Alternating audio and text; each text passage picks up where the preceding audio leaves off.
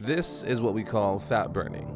Figuratively speaking, of course. I mean, technically that's literally burning fat, but burning fats and losing fat are not the same thing.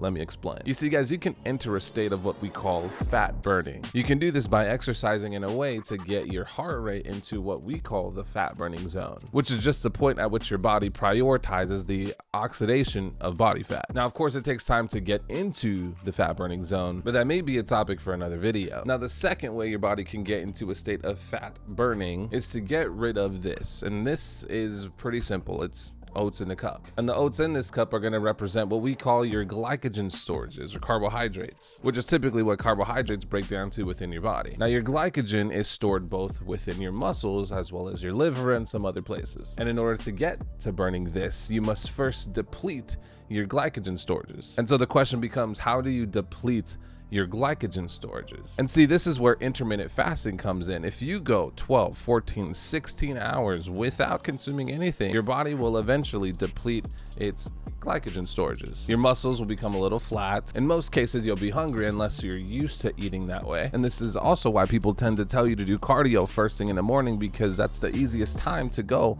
without eating. Because not only are your glycogen storages at a low point or almost fully depleted at this point, but with that being the easiest time to go without eating, and then on top of that, you burn some extra calories by doing cardio. And then if you're really trying to maximize your fat burning, you're gonna try and do that cardio within an ideal heart rate zone. These things tend to stack on top of each other, creating an epic program, at least in your head, to burn fat. And of course, if you're watching this video in its entirety, you either love me to death, which would be the preferred reason, or your goal is just to lose body fats. What if I told you that even if you did fasted cardio first thing in the morning, you did a 12, 14, 16 hour fast, and you were performing your cardio or exercise within an ideal fat burning heart rate zone, as in you did all of that and you still didn't lose any fat? Now, the answer to this is actually pretty simple. Fat burning and actually losing fat, like I said in the beginning of the video, is not the same thing. And I know it's super frustrating. You'd put in all of this work to try and burn fat, but the only way to lose fat is to get yourself into a calorie deficit and be there more often than not until you see the results that you want to see. And this is where I lose some people, because they'll think that I took them through this elaborate journey only to land at a place or a destination that they're already familiar with: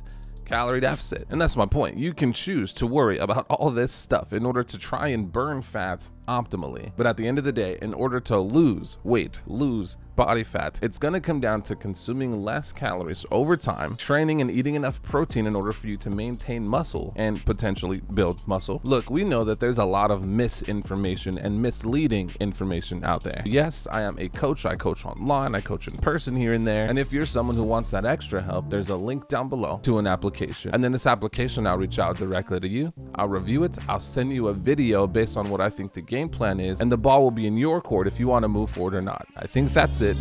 Take care.